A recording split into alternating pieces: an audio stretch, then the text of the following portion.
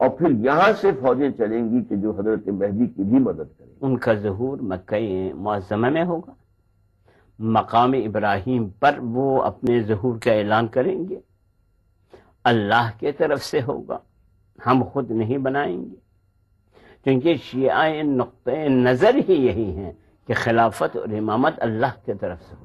سب سے اہم بات وہ معجزہ جو کہ اس کے آگے سر تسلیم خم کیے بغیر چارہ نہیں ہے، وہ یہ ہے الذی یصلی خلفہ عیسی ابن مریم۔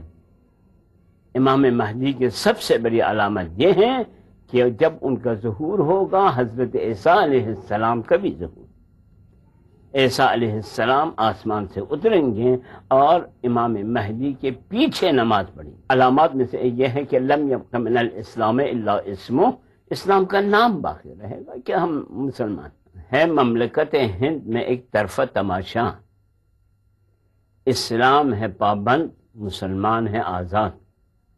ملا کو جو ہے ہند میں سجدے کی اجازت، نادان یہ سمجھتا ہے کہ اسلام ہے آزاد۔ اسلام صرف چند رکعت نمازوں کا اور مسجد کے تعمیر کا اور رمضان کے روزے کا نام نہیں ہے، اسلام ایک نظام عدل کا نام۔ وَمِنَ الْقُرْآنِ إِلَّا دَرْسُهُ، قرآن کی تدریس رہے گی، قرآن پر عمل نہیں رہے گی۔ البتہ آپ کتابوں کا مطالعہ کریں، یقیناً آپ اس بات کو محسوس کریں گے کہ وہ علامات تقریباً 70-80% علامات پورے ہو چکے۔ اذا بعد القریب وقرب البعید، امام زمانے کے ظہور کی علامت یہ ہے کہ نزدیک دور اور دور نزدیک ہو۔ آپ دیکھیے ہم یہاں بیٹھے ہوئے ہیں، ہماری آواز دنیا کی کہاں کہاں تک جا رہی ہے، اور کون کون سن رہا ہے سب، دور نزدیک۔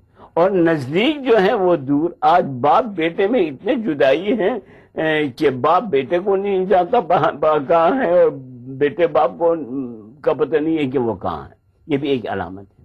اذا قرب البعید وبعد القریب۔ ایک جملے اور ہے وَإِذَا رَكَبَ الْحَدِيدُ عَلَى الْحَدِيدِ، جب لوہے پہ لوہا چلے، یہی ریل، اس کا ٹائر بھی لوہے کا ہے اور پٹری جو ہے وہ بھی لوہے کا ہے۔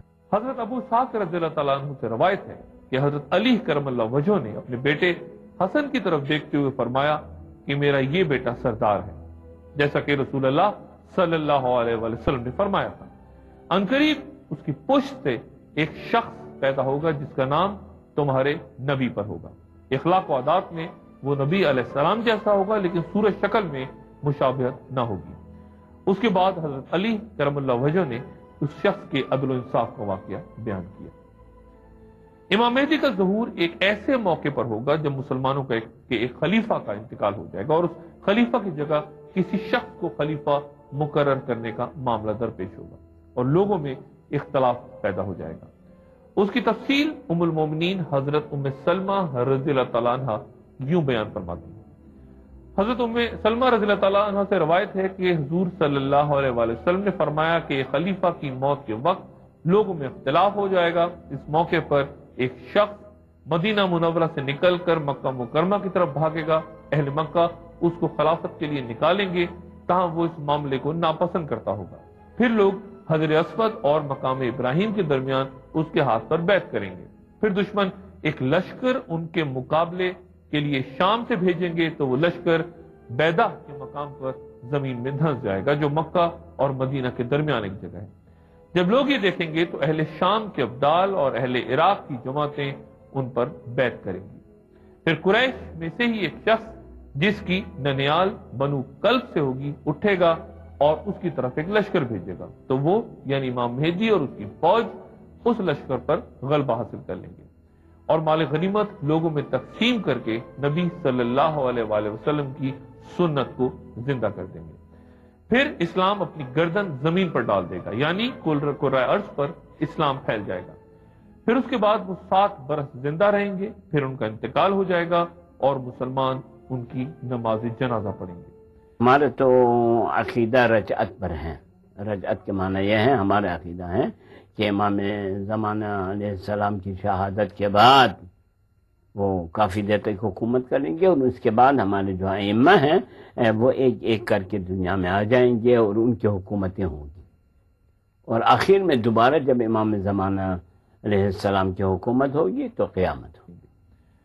ابو داؤد فرماتے ہیں کہ بعض راویوں نے شام کے حوالے سے یہ کہا کہ امام مہدی 9 برس زندہ رہیں گے، جبکہ بعض نے کہا کہ وہ 7 برس زندہ رہیں گے۔ اس حدیث میں کفار کے ایک لشکر کے زمین میں دھنس جانے کا ذکر کیا ہے۔ وضاحت کرتا چلوں کہ دوسری حدیث میں رسول اللہ صلی اللہ علیہ وسلم نے قیامت سے پہلے دنیا میں 3 واقعات زمین میں دھنس جانے کے پیش کیے ہیں، ایک مشرق میں، ایک مغرب اور ایک عرب میں۔ اس حدیث میں عرب میں پیش آنے والے واقعے کا ذکر ہوا ہے۔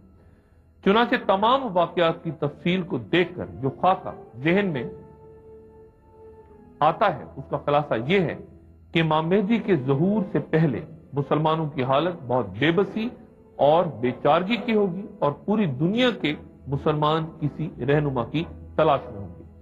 مدینہ منورہ میں کسی خلیفہ کے انتقال کے بعد امام مہدی مکہ مکرمہ کو روانہ ہوں گے تاکہ لوگ انہیں خلیفہ نہ بنائیں۔ مکہ مکرمہ میں طواف کے دوران لوگ ان کو حدیث میں بیان کردہ علامات سے پہچانیں گے، اور حجر اسود اور مقام ابراہیم کے درمیان مسلمان ان کے ہاتھ پر خلافت کی بیعت کریں گے، اور وہ اسلامی سلطنت کے قیام کے لیے تمام قوتوں کو جمع کر لیں گے۔ بعض روایتوں سے معلوم ہوتا ہے کہ شام اور مصر پر عیسائیوں کا قبضہ ہو جائے گا۔ مدینہ منورہ میں مسلمانوں کی حکومت کے قیام اور ان کے اجتماع کی خبر سے عیسائی اور غیر مسلم دنیا پریشان ہوگی، اور وہ اپنی قوتوں کو مغرب میں جمع کر دیں گے اور شام کو اپنا فوجی اڈا بنائیں گے، اور ایک بڑی فوج کے ساتھ مکہ مکرمہ پر حملہ کرنے کے لیے مکہ اور مدینہ کے درمیان ایک مقام پر جمع ہو جائیں گے۔ بعض روایت کے مطابق یہ ایک پہاڑی ہوگی۔ دوسرے ممالک سے اسلامی افواج امام مہدی کے ساتھ ملنے کے لیے روانہ ہوں گی، ان میں ایک فوج سمرقند سے بھی روانہ ہوگی۔ غیر مسلم افواج کوشش کریں گی کہ یہ مسلم افواج امام مہدی تک نہ پہنچ پائیں اور رستے میں ہی ختم ہو جائیں، لیکن اللہ کی مدد سے رستے میں ہی زلزلہ آئے گا اور کفار کا یہ لشکر تباہ ہو جائے گا۔ ان واقعات میں جو بھی ترتیب دی جائے وہ یقینی نہیں بلکہ ضمنی ہے۔ یقینی بات صرف یہ ہے کہ امام مہدی کے خلاف مکہ اور مدینہ کی جانب پیش قدمی کرنے والا ایک لشکر زلزلے سے تباہ ہوگا۔ قیامت سے پہلے رونما ہونے والی واقعات کی پیشگوئیاں تمام آسمانی کتابوں میں درج ہیں، یہودیوں کی موجودہ کتابوں میں بھی، عیسائیوں کی مروجہ انجیلوں میں بھی، قرآن کریم اور حضور صلی اللہ علیہ وآلہ وسلم کی احادیث میں بھی، اور بعض مشرقی مذاہب مثلاً بدھ مت کے بعض اقوال میں بھی تفصیلی حالات کا ذکر موجود ہے۔ اس وقت دنیا جس تیز رفتاری سے انقلابی تبدیلیاں لا رہی ہے، ان کے پیش نظر پوری دنیا اپنے اپنے عقائد کے مطابق ایک ایسی شخصیت کے ظہور کے منتظر ہیں جو اس دنیا کے باشندوں کو ایک کلمے پر جمع کر کے یہاں امن و سکون اور عدل و انصاف کی حکومت قائم کرے۔ آج اپنی گفتگو کا اختتام اسی مقام پہ کرتا ہوں۔ اگلی نشست میں انشاءاللہ بات کریں گے امام مہدی کو دنیا میں کیا واقعات پیش آئیں گے، حضرت عیسیٰ علیہ السلام کی دوبارہ واپسی اور خروج دجال کے بارے میں۔ اپنا دوستوں، رشتہ داروں، گرد و نواح کے لوگوں کا سب کا خیال رکھیے۔